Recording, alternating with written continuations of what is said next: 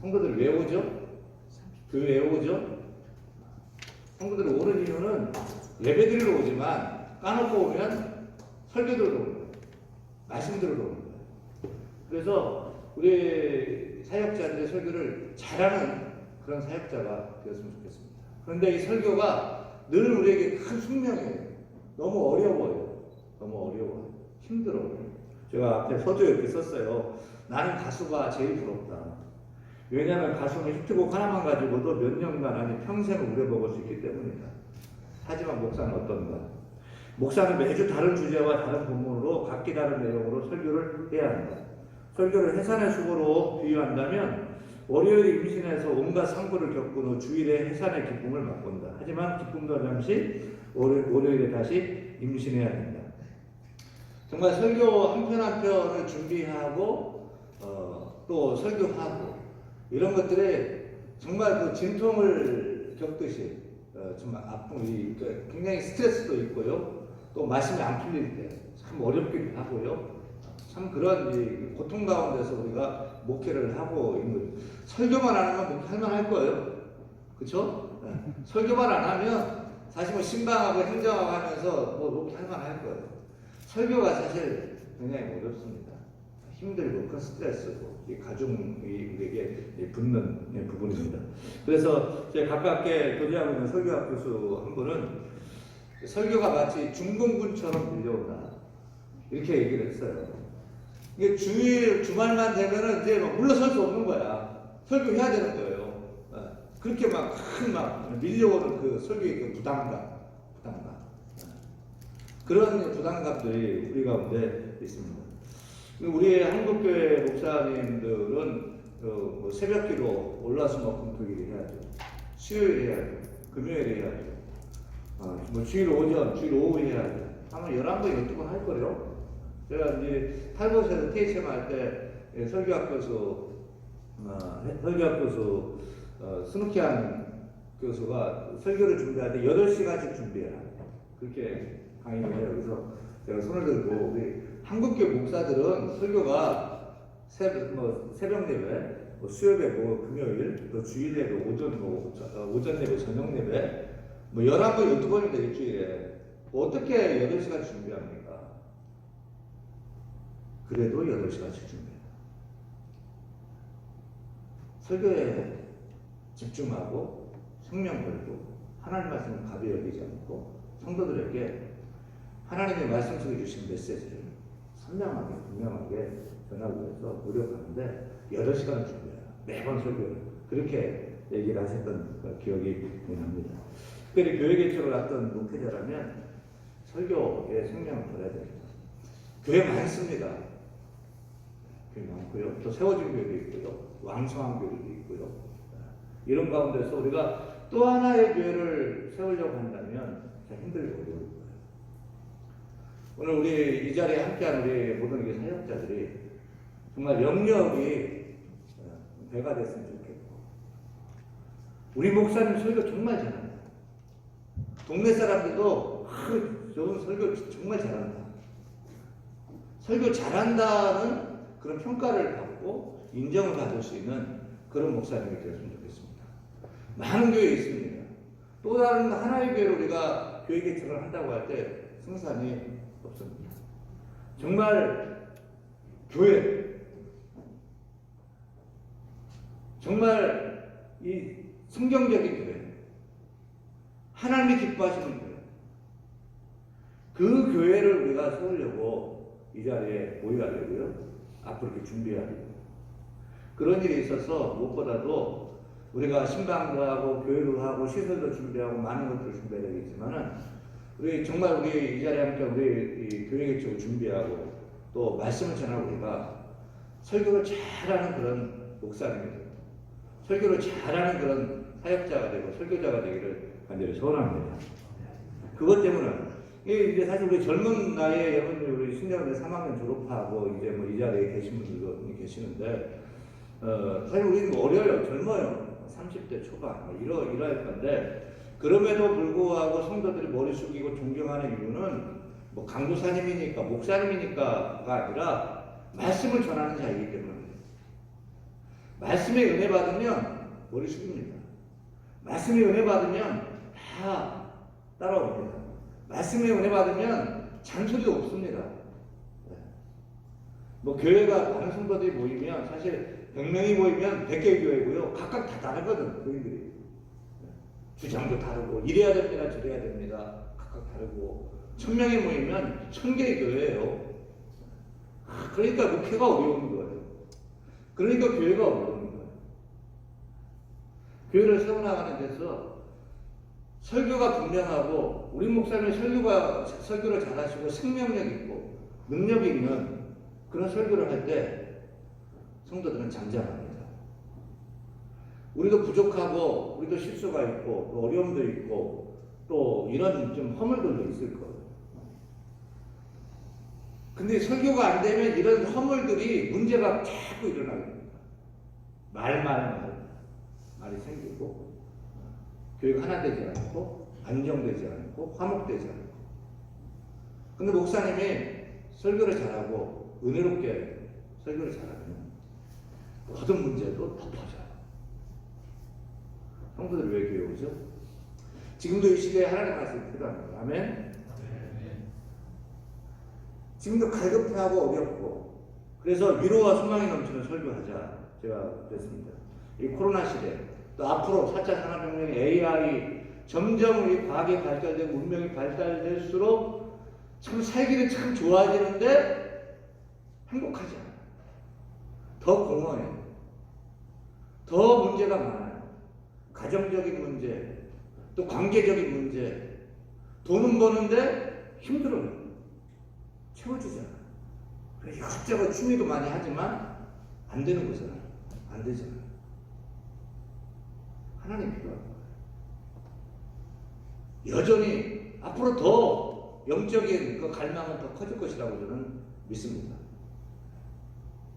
그렇기 때문에 안 된다 못한다는 생각이 아니라 시대가 발전되고 이러한 이 각박한 다원화되는 이러한 사회 가운데 어쩌면 하나님 말씀과 이 교회가 새로운 블루오션의 어떤 길을 열 수도 있지 않겠는가. 왜 우리 인간입니다. 여전히 깨진 상처는 더 어려운 우리 심령들을 가지고 있기 때문에 하나님을 찾고 예수님을 찾고 교회를 찾고 교회가 세워질 거라고 저는 믿습니다. 지금 위드 코로나 시대입니다. 백신과 치료제가 이제 개발돼서 이제 접종을 시작하니까 어쩐다 이러고 있죠. 그래도 여전히 변이 바이러스가 계속 변종이 생기고 있습니다. 이 코로나가 끝날 것 같지는 않아요. 그 코로나19 바이러스 때문에 이렇게 다 전 세계 팬데믹이 됐는데 또 변이가 또 나왔잖아요. 한 사람 때문에 이렇게 전염이 되어버리는데 또 변이가 나왔잖아요. 그게 참이 어려운 가운데 요즘 거의 신조어가 뭐냐면 사회적 거리두기가 1위래요. 요즘 신조어 1위가 사회적 거리두기. 2위가 코로나 블루. 코로나 블루가 뭐죠? 우울증. 만나지 못하죠. 막 그 스트레스 있죠. 직장은 잘리죠. 우울증입니다. 그리고 코로나 레드. 코로나 레드는 뭐예요? 화병. 분노 계기가 점점 높아지고 있어요. 재택근무하죠. 애들 학교 안 가고 집에서 막 보글짝보글짝 하죠. 돈은 막 안 되죠. 그러니까 막 분노 계기가 막 높아지고 있어요. 코로나 레드 화병입니다. 그리고 코로나 블랙 현상이 일어나고 있어요. 절망, 암담함, 좌절, 깜깜한 거. 직장에서 잘렸어요. 코로나 때문에. 정리해고됐어요. 평생 읽었던 가업, 그 생업 문 닫았어요. 깜깜한 절망이죠. 코로나 블랙입니다. 이런 마음의 병들이 참 어렵고 힘든 상황입니다. 코로나가 끝나도 이런 코로나 레드 또 이 블루, 레드, 블랙 같은 그런 화병이나 또 절망감이나 이런 것들은 앞으로도 더 커질 거예요. 코로나 해결돼도 인간 사회가 그렇게 돼 있어요. 이때 우리가 어떻게 설교할 것인가. 저도 설교를 하는 목사이고 또 우리 이제 신대원 우리 선생님들 여기 이제 계시는데 신대 목회학 교수로 또 사역을 하고 있습니다. 이 설교를 늘 하는 그런 목사이고 또 우리 교역자를 여러분들 가르치는 이제 교수로서 설교에 대한 바른 정신, 철학, 설교에 대한 바른 신학을 갖는 것이 중요하다. 어디 하나에 잡혀 있는 것이 아니라 정말로 건강한 설교를 할 수 있는 그런 정신과 신학과 어떤 그런 철학을 갖고서 바른 프레임 속에서 설교를 해나가는 것이 중요하다고 생각합니다. 이런 마음의 문제들 속에서 더 갈망과 어려움과 고통이 있을 때 결국 하나님 말씀입니다. 말씀만 해주시라고, 말씀만 행복시킬 수 있고, 그때 우리는 무슨 설교를 하고 어떻게 설교를 해야 될 것인가. 그래서 첫 번째는 따라합니다. 위로와 소망이 넘치는 설교. 위로와 소망이 넘치는 설교. 여러분, 마음 방역, 마음 면역시키는 게. 최근에 제가 지지난주에 설교를 마음 리셋 이렇게 설교했어요. 마음 리셋. 우리가 마음을 리셋해야 됩니다. 생명의 근원이 마음에서 하는데 마음을 리셋해야 됩니다. 예배 시간마다 우리 마음을 리셋하죠. 마음이 엉클어지고 또 문제가 생기고 그럴 때 예배 드리면서 마음을 리셋하고 초기화시키자. 다시 하나님 마음 갖고 다시 예수님 마음 갖고 다시 성령의 마음 가지고 우리가 다시 리셋되어서 그렇게 세상을 나가는 가정과 모든 일들을 해야 된다 하는 설교를 했습니다. 요즘 이 방역 때문에 막 너무 힘들죠? 더 문제는 마음 방역이에요. 성도들의 마음 방역. 앞으로 목회할 때는 마찬가지예요. 마음 방역. 마음의 면역력을 높이는, 마음의 건강성을 높이는 것이 관건입니다. 그래서 제가 제시하는 바는 다시 한번 따라합니다. 위로와 소망이 넘치는 설교. 교회 와서 말씀을 듣고 예배를 드리면서 위로를 받고 소망을 받고 용기를 받고 힘을 얻을 수 있는 그런 생명력이 있는 그런 메시지가 전달되어야 된다고 믿습니다. 그래서 교회에 올 때는 저는 항상 이런 생각해요. 목사하면서 교회 성도들이 올 때는 힘들고 어렵고 갈까 말까 이제 이런 생각. 또 요즘 같은 경우는 정말 큰 용기를 가지고 교회를 찾아와야 되는 이런 상황인데 그렇게 교회로 왔다가 예배를 드리고 하나님 말씀을 듣고 힘을 얻고 용기를 얻어서 교회를 나갈 때는 어깨 탁 펴. 하나님 함께 하신다. 하나님 도와주신다. 할 수 있다. 난 안전하다. 그런 용기를 가지고 세상에 나갈 수 있는 교회 들어올 때와 나갈 때를 정말 마음을 바꾸고 생각을 바꾸고 자세를 바꾸고 하나님을 바라볼 수 있도록 하는 그런 목회, 그런 설교죠. 설교는 우리 눈을 바꾸는 거죠. 관점을 바꾸는 거죠. 마음을 바꾸는 거죠. 그런데 그 교회 왔는데 여전히 화를 내고 목사님 책망하고 비난하고 또 뭐라 그럴까요? 목사님들 좀 그런 성격이 힘들고 왔는데 설교는 나를 바라보는 거기에서 하나님을 바라보고 하는 것이 설교죠. 하나님 말씀이죠. 하나님 말씀. 위로와 소망이 넘치는 설교가 필요하다. 성 어거스틴은 하나님 도성에서 이렇게 말했습니다. 고통이란 동일한 것이다. 누구에게나 고통이란 있고 동일한 것이다. 그러나 고통을 당하는 사람은 동일하지 않다. 악한 사람은 고통 속에서 하나님을 비방하고 원망하고 모독하고 선한 사람은 고통을 통해서 하나님을 찾고 하나님을 알고 궁극적으로 하나님을 찬양하게 된다. 무슨 고통을 당하느냐가 중요하지 않다. 어떤 자세로 고통을 당하느냐에 따라서 결과가 달라지고 고통의 의미도 달라지는 것이다. 지금 이 코로나19의 이 고통, 또 목회적인 이런 고통, 목회자가 어떤 자세를 갖느냐, 어떤 마음을 갖고 목회를 하느냐, 교회를 다르게 할 수 있고 성도를 다르게 살 수 있게 하는 것입니다. 그래서 저는 위로와 소망이 넘치는 하나님 메시지가 교회에서 선포가 돼요. 말씀을 들을 때, 설교할 때, 말씀을 듣고 예배할 때 가슴이 벅차고 아멘아. 그렇게 살아야 됩니다. 여전히 우리 부패하고 또 실수하겠지만 그런 마음 리셋하고 그런 새로운 마음을 갖게 하는 그런 위로와 소망이 넘치는 메시지가 필요하다. 두 번째는 따라합니다. 크리스찬의 정체성을 높이는 설교. 따라합니다. 크리스찬의 정체성을 높이는 설교. 크리스찬의 정체성을 깨우치는 설교가 필요합니다. 코로나19의 감염병 재난 앞에서 그토록 강조했던 소속감은 무력해졌죠. 교회가 전염병 원상이라는 두려움에 교회로 오지 않습니다. 자녀들도 주일학교 안 보냅니다. 교회가 과연 전염병의 원상입니까? 그렇지 않습니다. 교회는 전염병이 지나가는 경로, 통로는 될 수 있어요. 뭐 세상 흩어져 살다가 1시간 예배 드리는데 교회가 어떻게 원상이 되겠습니까? 와 있어서 경로, 통로는 될 수 있어요.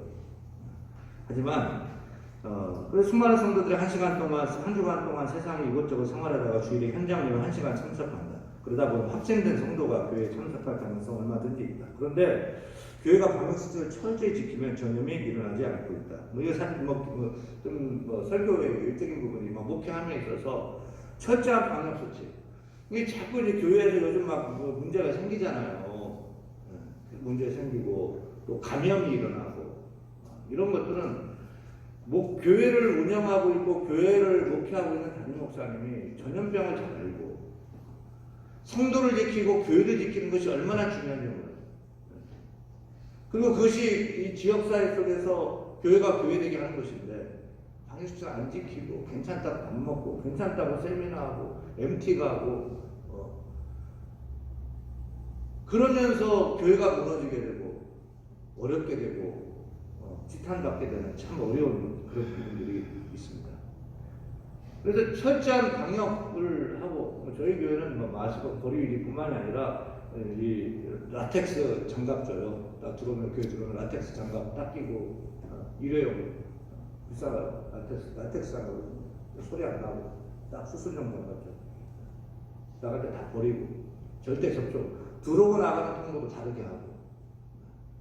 그러니까 성도들이 목사님이 이 전염병 가운데 관리를 잘 하신다. 그리고 안전하다는 생각을 해요. 안전하다는 생각을 하고. 늘 자기들 이렇게 잘하는 거예요. 우리 교회는 안전하다. 철저히 목사님을 하신다. 그리고 지금은 무엇보다 안전함이 필요해요. 시크릿가 돼요. 안전함 속에서 모여도 문제가 없고. 근데 아예 괜찮습니다. 우리 교회는 하나님 지켜주시죠. 하지만 그런 이제 기본적인 부분들 속에서 우리가 철저히 반영을 해나가 하는 그런 부분들이 많이 필요합니다. 이런 부분 가운데 이 교회 정체성 안 모이는 거예요. 교회가 허술히 관리되고 있고 두려워 사람들이 두려워하기 때문에 또 그렇다고 온라인 비대면 예배 온라인 예배를 잘 드리느냐 그것도 아니에요. 지금 1년 2년 되고 있잖아요. 온라인 예배 잘 안 드립니다. 이것저것 대형교회 막 다 서핑하고 다니고요. 온라인으로. 우리 교회는 상대적으로 약해지고요. 이런 참 어려운 부분들이 많이 있지 않습니까? 그래서 과연 다 이제 코로나 끝나고 나면 모여라 할 때 다 모일 것이냐 또 얼마나 모일 것이냐 궁금해요.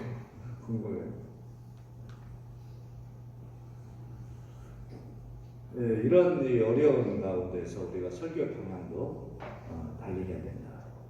교회 정체성, 성도의 정체성, 본질의 중요성을 설교해야 된다. 크리스찬 맞이하시는 교회임을 바로 알고 교회가 살아야 내가 살고 가정이 살고 나라가 살게 됨을 가르치는 거죠. 전염병 시대의 예수를 그리스도와 죽음이 있는 신앙생활에 얼마나 중요한지에 대한 가치를 설교한 것입니다. 제자들이 예수님을 따랐던 것은 예수의 제자라는 소속감 때문이 아니었습니다. 그들이 예수 그리스도를 따랐던 것은 예수의 제자가 된다는 것이 세상과 어떻게 다른 삶을 사는 것인지를 깨달았기 때문입니다. 초대교회 성도들도 로마 제국의 핍박과 박해 속에서도 신앙을 지킬 수 있었던 것은 기독교의 내가 교회에 속해 있다, 교인이었다 때문이 아니라 정말 예수를 따르는 것이, 예수를 믿는 것이 무엇인지를 바로 알았기 때문에 생명을 버리면서까지 교회를 지키고 복음을 증거하고 나아갔던 것이 아니겠습니까? 예수를 따르는 그리스도인으로서 세상 사람들과 다른 가치를 추구하며 사는 그 정체성을 가졌기 때문에 그들이 믿는 예수 그리스도를 위해 죽음과도 맞바꿨던 거죠. 그러므로 우리가 믿는 신앙의 가치가 어떠한지, 이 신앙의 가치가 어떠한지를 바로 설명하고, 또 이 어려운 시대 가운데 성도가 어떻게 살아가야 될지 늘 고민합니다. 바로 답을 줄 수 있는 그런 정체성을 깨우치는 본질 중심의 설교가 되었으면 좋겠습니다. 세 번째, 따르는 쉽고 강한 설교. 저는 이제 저한테 강의를 들은 우리 신가원 선생님도 계실 건데, 저는 이제 제 설교는 쉽고 강한 설교, 저는 그렇게 생각하면서 항상 설교를 합니다. 나는 쉽고 강한 설교를 한다. 쉽고 강한 설교를 하려고 제 설교 철학이 그래요. 근데 쉬워요. 그러니까 위로와 소망이 넘치는 설교, 정체성, 본질의 가치, 복음의 중요성을 알리는 설교를 어떻게 전할 것이냐, 이 메시지를 어떻게 전달할 것이냐, 전달 델리버리, 설교가 프리칭이 델리버리입니다. 델리버리. 택배야 배달하죠. 요즘은 아이스크림도 배달하고 꽈배기도 배달해주고 배달 안 되는 게 없어요. 다 배달해줘요. 그래 뭐 저녁 11시에도 제가 꽈배기 한 목동 꽈배기 신청도 사는 목동 가는데요. 목동 꽈배기 11시 넘어서 꽈배기 먹고 싶어가지고 꽈배기 먹고 싶고 그래서 제 아내가 서치하더니 11시가 넘었는데도 꽈배기가 배달이 되는 거야. 바로 튀겨가지고 바로. 저는 실제적으로 얘기를 말씀드렸는데 꽈배기가 나왔는데요. 꽈배기 딱 클릭하면 돈 내면 선 결제되죠. 20분, 30분 후에 저희 천용 딱 눌러가지고 박스로 딱 처리해가지고 택 딱 붙여가지고 막 구운 거, 설탕 묻힌 거, 뭐 바른 거 집 앞으로 딱 와가지고 내가 딱 먹게 합니다. 피자 시키면 뜨끈뜨끈한 피자, 뜨거운 피자, 프레시한 피자가 바로 배달돼서 따뜻하게 먹게 합니다. 설교를 먹었는데 설교가 쉬웠어. 설교가 완전 막 식상한 설교, 식어버린 설교, 감동이 없는 설교. 델리버리. 저는 델리버리 의미를 그렇게 생각해요. 뭐 택배처럼 딱 성도들 앞에 가장 맛있게, 가장 영양가 있게, 오늘을 살고 한 주간을 살 수 있도록 그렇게 메시지가 바로 딱 내 눈앞에 전달되고 내 심령의 내 귀에 내 마음의 귀에 들릴 수 있도록 그렇게 델리버리 전달. 쉬운 설교는 우리 주님은 참 쉬운 설교를 했어요. 진리는 쉬워요. 진리는 간단해요. 그래서 공중난의 사례를 봐요. 심지도 않고 거지지도 않고. 그래 다 먹지 않는다. 그래 백값 바를 받아. 저들의 백값 받아. 솔로몬 옷보다 더 아름답지 않다. 너희 하나님께서 다 먹이시고 입히신 거죠. 뭘 염려하지 말라 설교하시면서 어린아이도 들을 수 있고 대학 교수도 들을 수 있고 80 노모도 들을 수 있고 쉽게 진리를 뭘 염려하느냐. 쉽게 진리를 전하시잖아요. 여러분 이제 저는 설교를 접시형 설교로 해라. 넓은 접시형. 와인컵 같은 설교하지 말아라. 설교를 하는데 어려워요. 설교를 하는데 복잡해요. 뭔 말인지를 모르겠어요.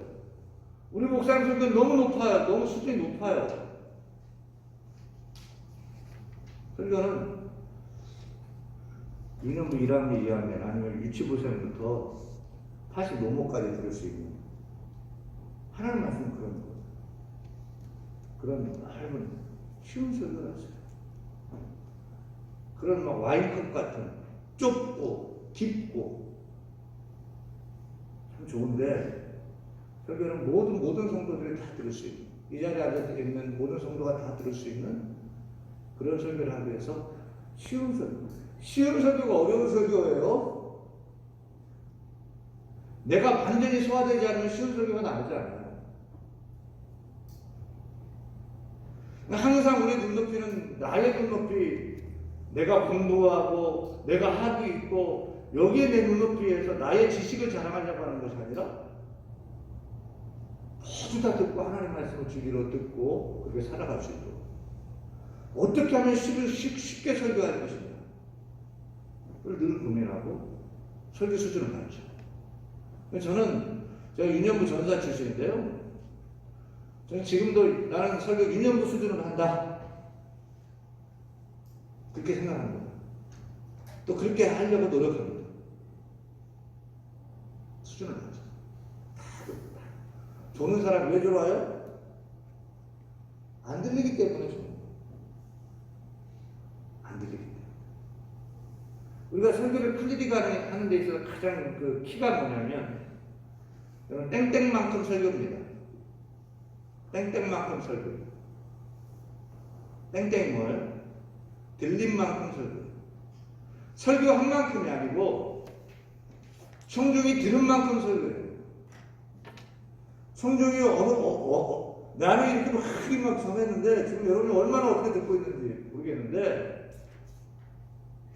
청중이 들은 만큼, 우리 성도들이 들은 만큼의 설교인 거예요. 전한 만큼이 아니야.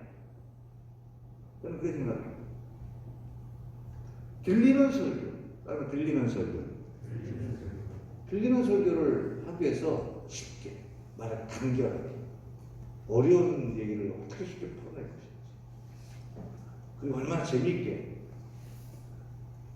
나는 그 드라마를 보면서 극작가들 나는 찬사를 어떻게 저렇게 써가지고 그게 드라마잖아요. 기가 막히잖아요. 드라마 전개되는 거 보면 그 보면서도 설교 생각하면서 막 다이나믹하고 역전에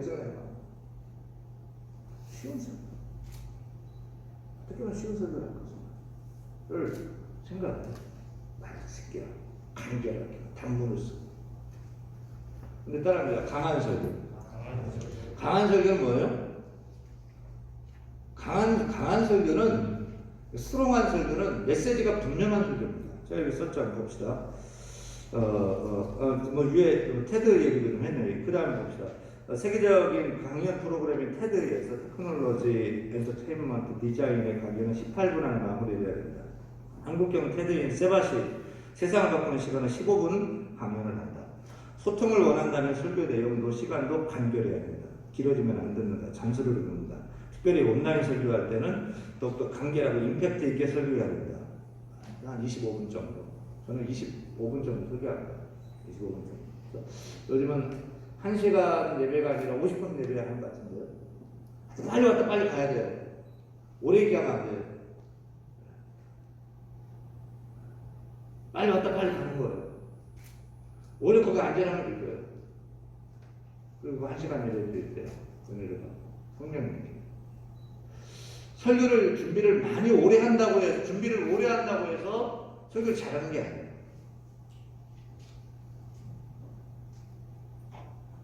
분명한 메시지를 고민하고 묵상하고 또 연구하고, 저는 설교는 리서치라고 생각해요. 준비는. 이 본문에 관한, 이 주제에 관한 저는 모든 리서치 다 합니다. 성경만이 아니고 주성만이 아니고 그냥 오만 거 다 리서치예요.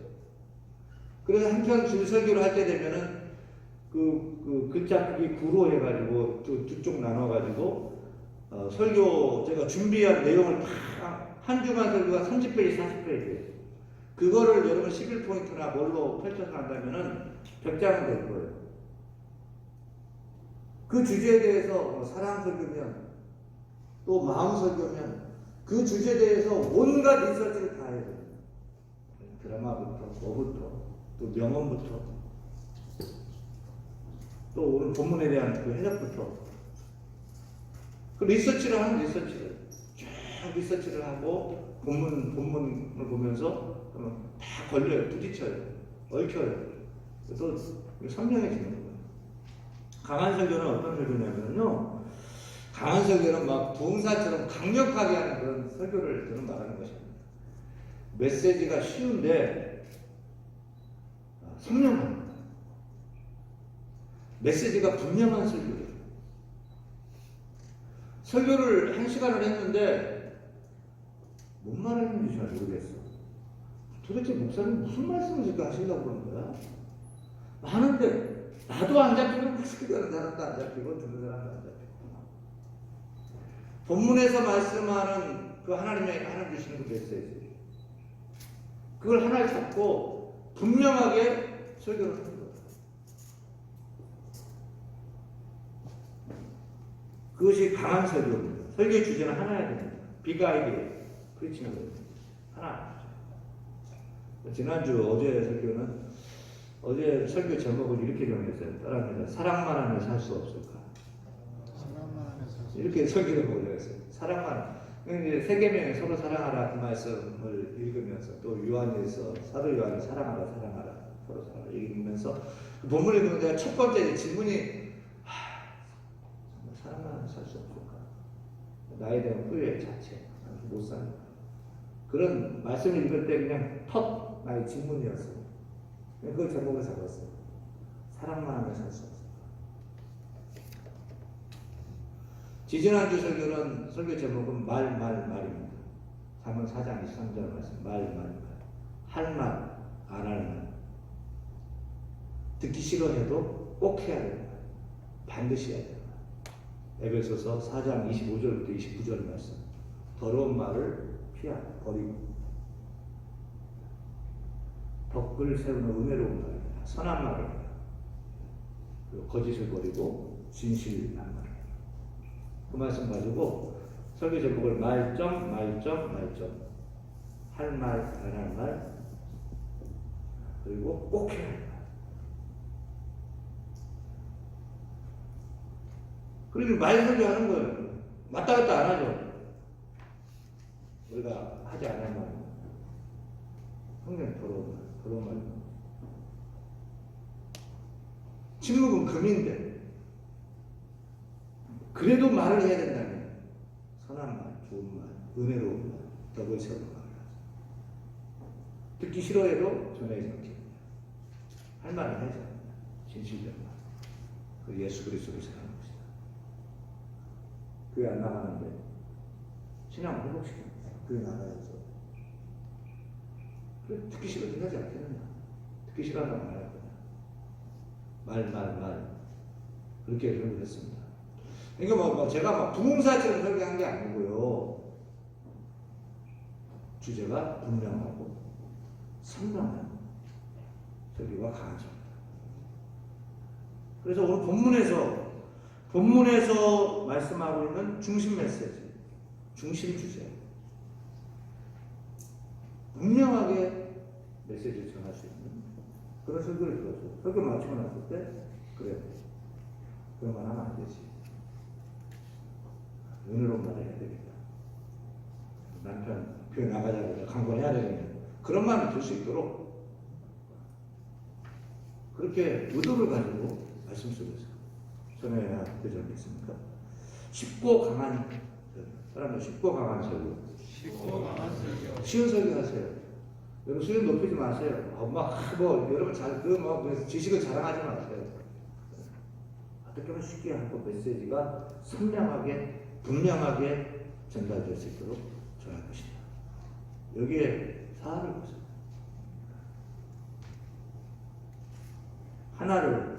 한 주제를 쉽고 강력하게 전달하라. 따릅니다. 네 번째는요, 주제별 연속 시리즈 강해 설교. 이제 설교를 어떤 형식으로 전할 것이냐, 형식도 중요한데요. 일단 제가 주제별 연속 시리즈 설교를 추천하면서 이렇게 썼습니다. 이게 어떤 우리 노예에서 이제 부임해서 갔어요. 청정대에서 갔는데 그 목사님 젊은 목사님이에요. 지금 40대 초반 젊은 목사님인데 마태복음 주일 낮 설교를 마태복음 1장부터 막 해나가고 있더라고요. 근데 내가 볼 때는 이건 넌센스야. 뭐 이재철 목사님은 그 이제 주님의교회 할 때는 사도행전만 가지고 20년 동안 설교하고 뭐 했나? 10년인가 설교했고요. 또 여기 뭐 벽신영 기념교회 할 때는 요한복음 가지고 주님의교회 있을 때는 설교하고요. 또 이제 벽신영 기념교회 때는 그 10년이가 얼마 있었습니까? 그동안 요한복음 사도행전만 가지고 설교를 하셨어요. 그건 이재철 목사님. 이재철 목사님입니까? 제가 볼 때는 그 주일 낮예배 설교 같은 경우는 성도들이 다 대중적으로 다 이렇게 와서 듣고 누구나 듣고 믿음 없는 사람들 있고 교회 억지로 끌려온 사람들 있고 저희 교회에서는 조는 사람 없어요. 성도들 남자들 눈이 더 반짝반짝합니다. 왜 쉽고 강한 소리 하니까 쉬운 소리 하니까 꼭 필요한 소리 하니까 조는 사람 없습니다. 남자들이 삽니다. 오히려 그래서 목사님 제가 병 고쳤어요. 무슨 병 고쳤어요? 대학교 가서 병 고쳤어요. 저는 병을 고쳤대요. 항상 졸랐는데 사람들이 항상 설교하더라고요. 저는 병을 고쳤어요. 그런 속에서도 이 주제별 연속 시리즈 설교도 이게 뭐 이재철 목사 그런 분들 그 후배 목사님도 마태복음을 시작해가지고 지금 이제 3년 4년 아직도 마태복음 하고 있는 거야. 주일 날 예배 때. 제가 볼 때는 조금 넌센스이지 않느냐. 다 받아들일 수 있어요. 그거는 신학 철학이니까 그럴 수도 있는데. 그래서 오후 예배나 또 뭐 주일 저녁 예배나 또 이럴 때 수요 예배나 목사님에게 강의 설교를 이렇게 쭉 해나갈 수 있어요. 주일 예배 설교는 이 사람 저 사람 또 믿음 없는 사람도 있고 이렇기 때문에 주제별 연속 시리즈를 제가 추천합니다.